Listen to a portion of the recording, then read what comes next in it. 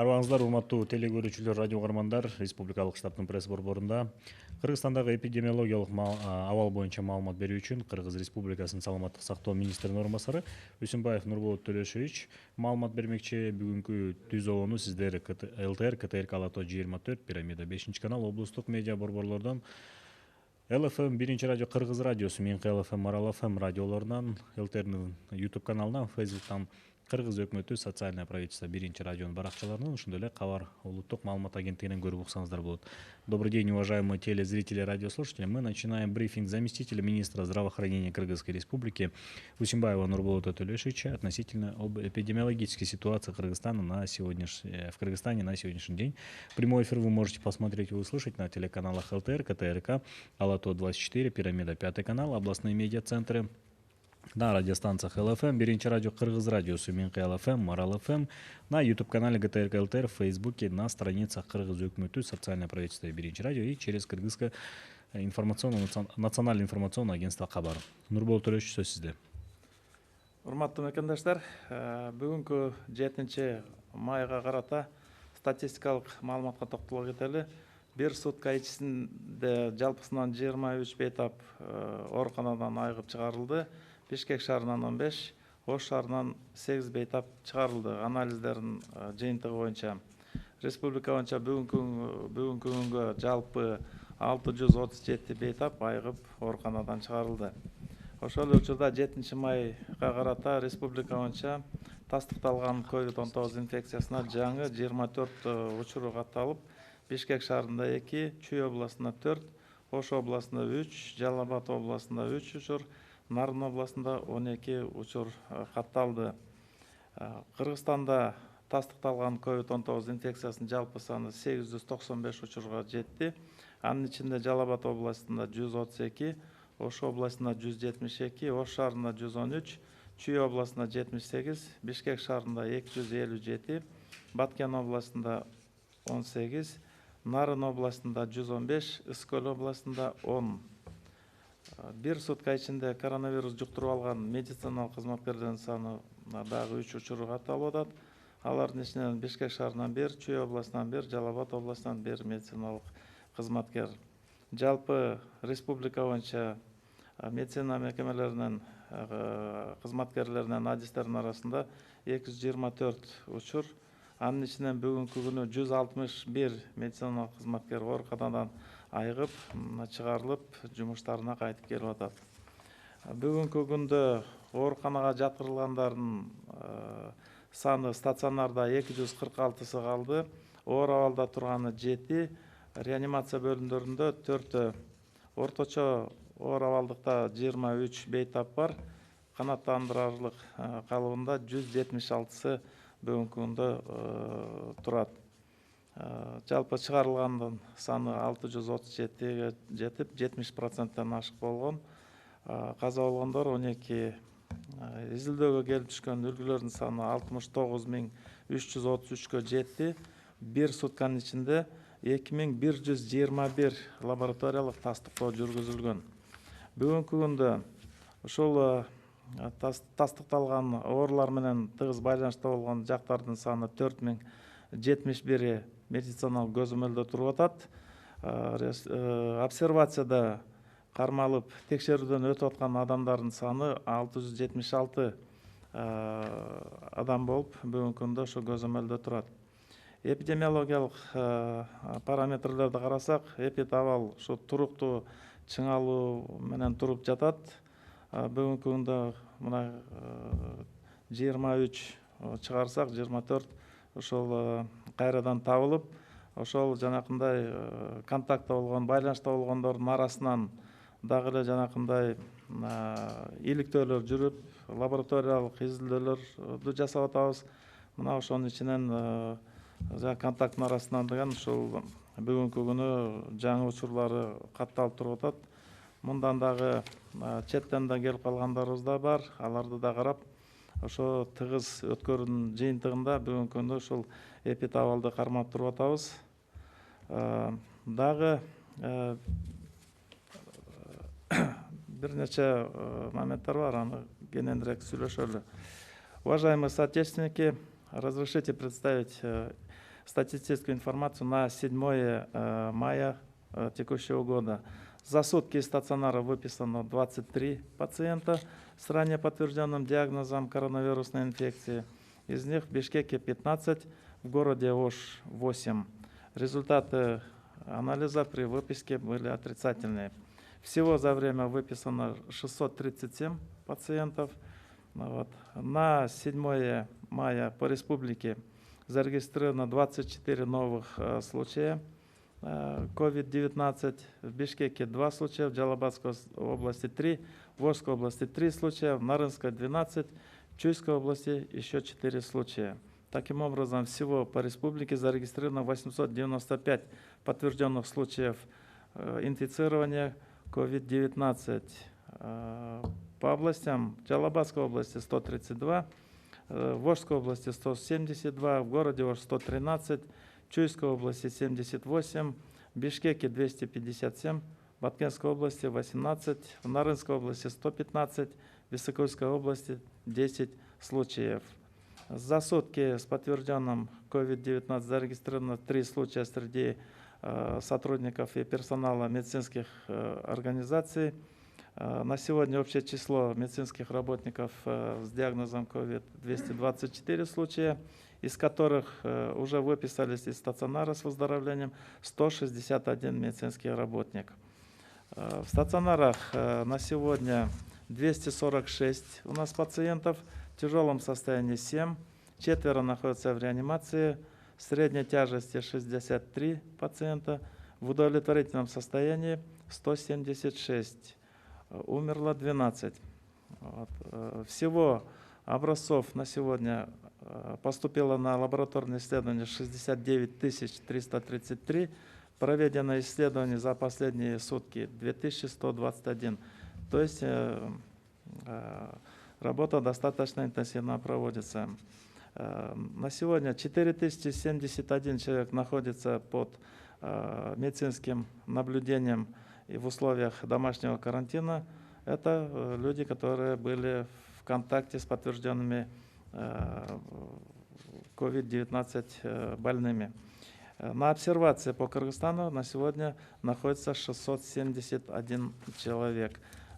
Эпидемическая ситуация остается стабильно напряженной. Мероприятия все продолжаются.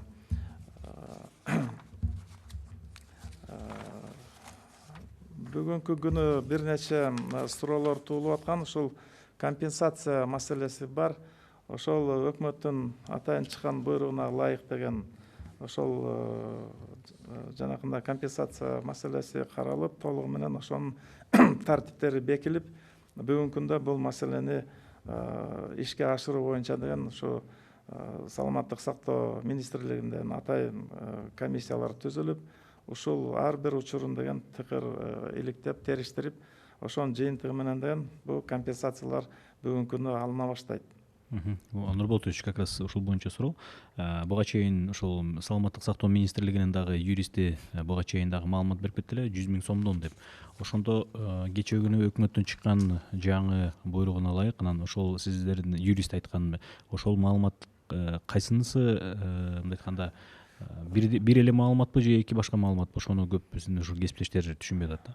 Жок, бул маалыматындай өкмөттүн буйругу менен бул жерде 200 000 сом деп чектелген. Эгерде ошол өзүнүн кызматтык жанакындай иш үстүндө болуп аткан учурлар болуп такталып, ошонун баары тастыкталса, ошондо баягы 200 000 сом компенсация каралган.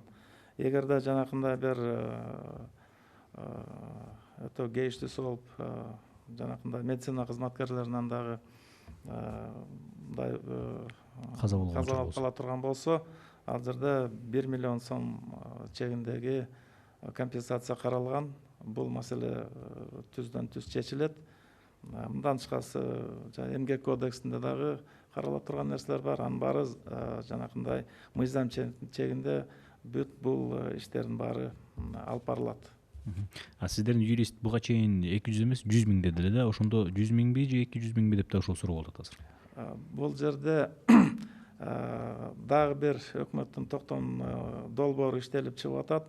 бул болсо бул COVID-19 байланыштуу эмес, жалпы жанакындай кырсык боло турган болсо же болбосо ушундай бир кандайдыр бир өзгөчө абалдар түзүлүп, ошол учурда кандайдыр бир жапа чегип калгандар болсо, ошолорго карала турган дагы мындай өзүнчө эсептер каралган. Ал токтом чыккандан кийин аны айтылса болот. Биздин юрист ошол маселени көтөрүп, ошол жерден кичине баягы талкууга кабылып калган да бул маселе. Мгм. Должны ли закрыть отделение гематологии и центр материнства и детства из-за массового заражения? Откуда заразился пациент, из-за которого заразились все остальные? Да, мы раньше уже говорили о том, что в Центре гематологии, охраны материнства и детства в отделении гематологии создалась напряженная эпидемиологическая эпидситуация. Там с 17 апреля по 24 на излечение был ребенок с своей матерью. Когда после выписки они некоторое время находились в Бишкеке, потом уехали в Торовский район Джалабадской области. При приезде на место у них в профилактических целях были взяты анализы и по эпидпоказаниям проверены на COVID-19, потому что приехали из Бишкека, находились на лечении, и в целях исключения заражения были организованы вот такие мероприятия, в ходе которых у них был выявлен коронавирус. Соответственно, информация уже пришла в город. Здесь были предприняты все противоэпидемические мероприятия в отделении, проверен весь персонал здесь и проверены все те больные и лица, ухаживающие за ними, которые находились в это время в самом стационаре. И здесь в результате были выявлены еще 7 человек, которые переведены в инфекционный стационар, из которых 2 сотрудники самого отделения, санитарка и медицинский работник. И переведены еще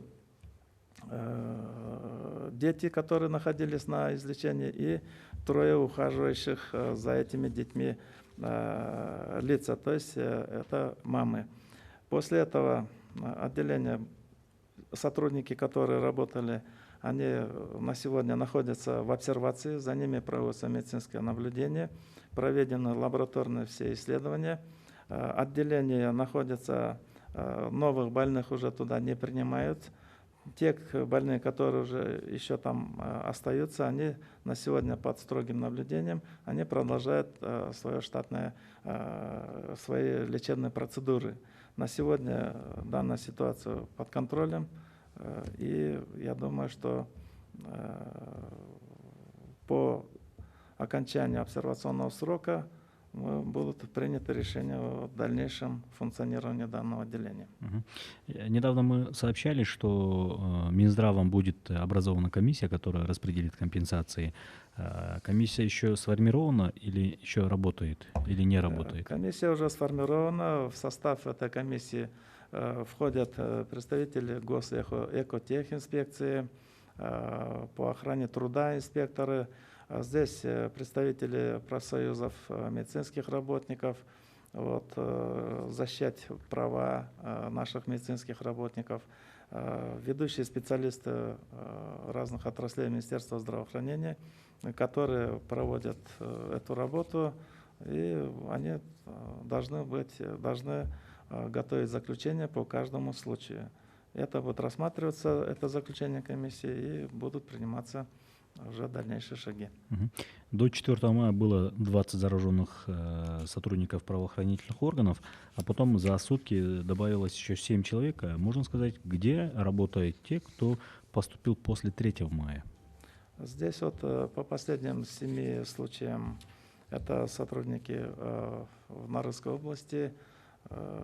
Из-за контактов, первые контактные случаи, и постепенно очень высокая контагиозность, и происходит такое контактирование. После этого идет такое заражение, и среди сотрудников правоохранительных органов К сожалению, вот такие процессы сейчас наблюдаются, так же, как и среди медицинских работников. Это связано и с их профессиональной деятельностью, а также вот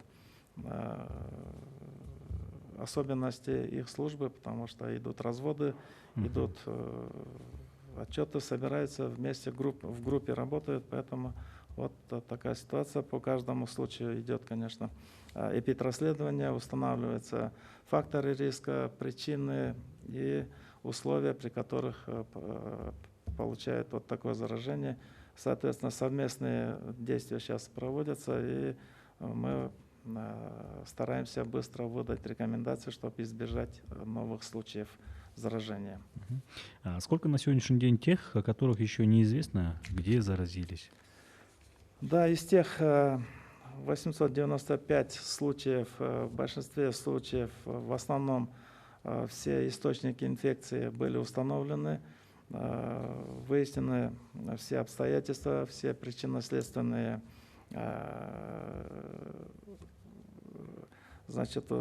факторы и все остальное установлено. Но вот есть отдельные моменты. Вот последние 51 случай, где мы еще продолжаем работу по поиску источников инфекции, по факторам риска и по путям передачи, каким образом реализовался механизм передачи этой инфекции. Эта работа будет, думаю, продолжаться до своего логического завершения. Вот, в социальных сетях на имя президента, на имя министра, на имя премьер-министра обратились неравнодушные граждане относительно того, что в детском отделении онкогематологии города Ош со второй половины 2019 года наблюдается нехватка жизненно важных лекарств. Родители вынуждены покупать лекарства на свои средства. В последние 2 месяца лекарства невозможно найти даже в аптеках, из-за чего лечение детей проводится по субстандартам. Результаты лечения никак не контролируются. Перерывы в лечении способствуют отхождению от клинических протоколов и могут приравниваться к экспериментальному лечению. Вот по данному вопросу, что вы можете сказать? Да, мы уже на предыдущих брифингах об этом уже говорили, что за очень долгое время, вот в этом году правительство выделило 160 миллионов сомов на закупку именно препаратов для лечения вот этой категории больных.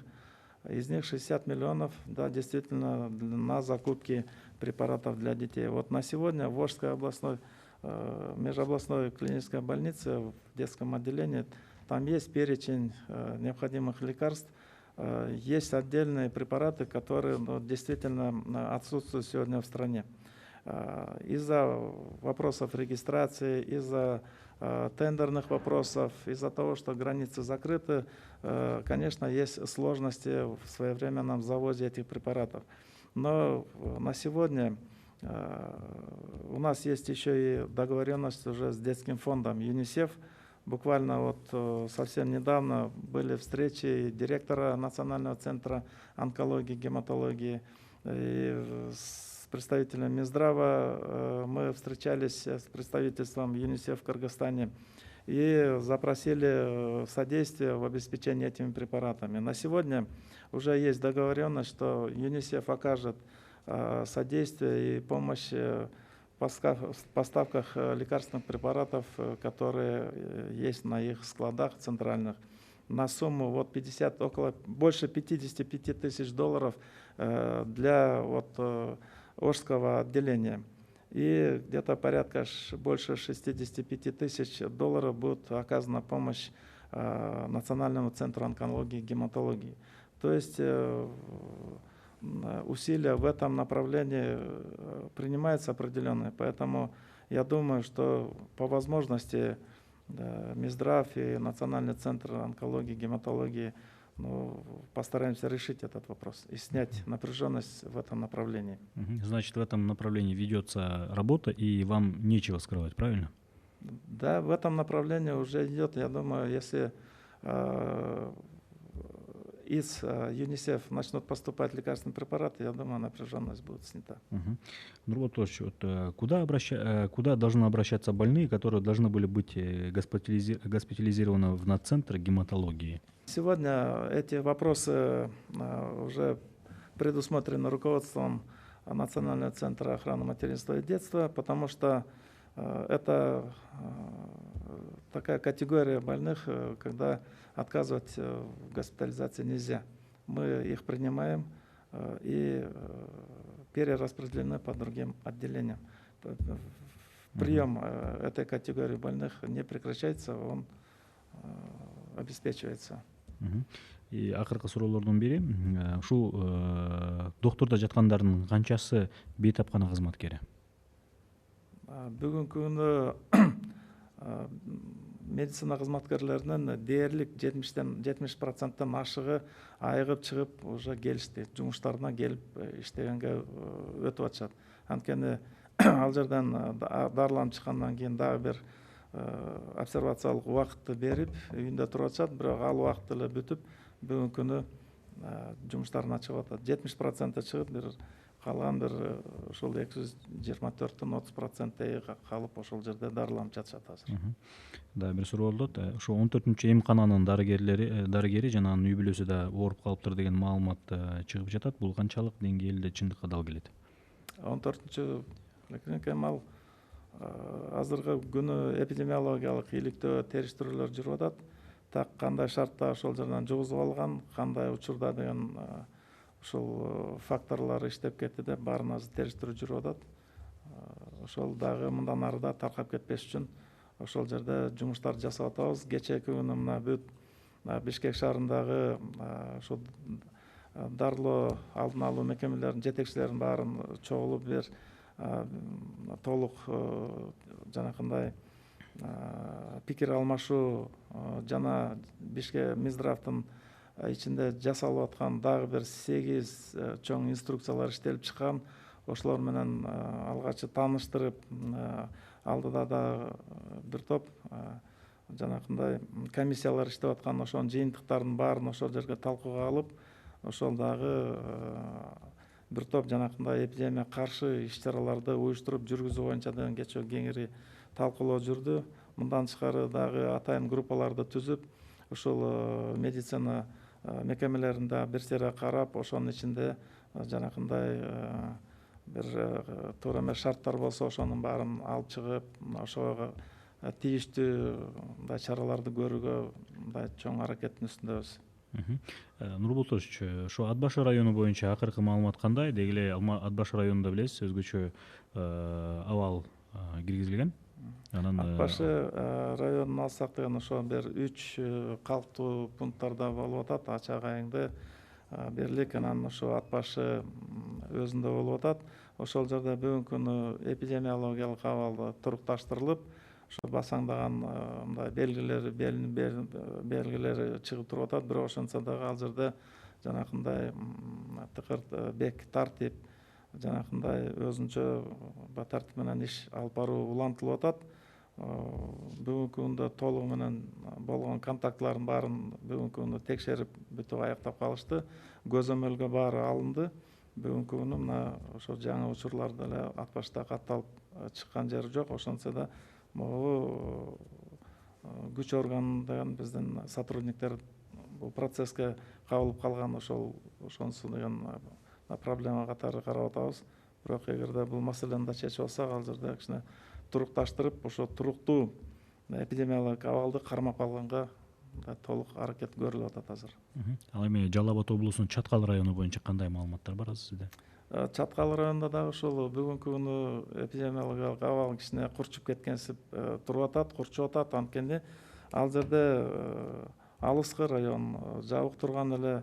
Анан бул жерде жанакындай бир ошол жерде тажыя болуп калып, ошол жерге жанакы сөөк узатуу аземине барышып, ушу Бишкектен дагы барышкан экен. Ошол жерде жанакындай коронавирус менен ооругандардын барып калышы, ошол жерге инфекцияны толук таштап, ошо элдин арасына мындай жайылып кеткен 13 учуру катталып, ошол жерде ошол бир себепке байланыштуу болуп атат. Бүгүнкү күнү ошол барып кеткен, ошол жерде катышып калгандардын баарын толук бүгүнкү күнү аты жөнү менен, адрестери менен тактап чыгып, толугу менен баягы көзөмөлгө алып, ушул багытта иш алып барылып атабыз да. Иш алып барылып атат. Нурбулдош, жанагы эме боюнча, улуттук борбор боюнча да маалыматты тактап кетейин. Эгерде ушу жанагы гематологияда өзүн жуктуруп алган ошо баласы менен апасы кайсыл жерден жуктурган, кантип жуктуруп алышкан? Бул жерде деген азыр эми ал жерде гематология бөлүмүндө таза эле турган. Ошо келатканда анан ошо кайсы мындай толук контактыларын деген бүгүн тастыктап дагы эле изилдеп атабыз. Анткени бир кандайдыр шартта ушул баласын дагы консультация кылып, баягы көрсөтүп, улам дарыгерлерге берип жүргөн кездерде бир шарттарда жугузуп алган болуш керек. Ошол бүт шарттарын азыр изилдеп дагы жыйынтыктары азыр бүгүн такталып аткан учуру. Ошон үчүн ал баары такталгандан кийин биз толук айта алабыз азыр. Чоң рахмат. Урматтуу теле көрүүчүлөр, радио угармандар, сиздер Республикалык штабтын пресс борборунда Кыргызстандагы эпидемиологиялык абал боюнча маалымат алдыңыздар жана коомдогу көтөрүлүп жаткан суроолорго дагы жооп кенен алдык деп ойлойбуз. Бүгүнкү түз эфирде сиздер ЛТР, КТРК Алатоо 24, Пирамида 5 канал облустук медиа борборлордон, ЛФМ 1 радио, Кыргыз радиосу, Минкы ФМ, Марал ФМ радиолорунан, ЛТРдин YouTube каналынан, Facebooктан Кыргыз өкмөтү социальное правительство 1 радионун баракчаларынан, ошондой эле Кабар улуттук маалымат агенттигинен дагы көрүп уктуңуздар. Көңүл бурганыңыздарга чоң рахмат.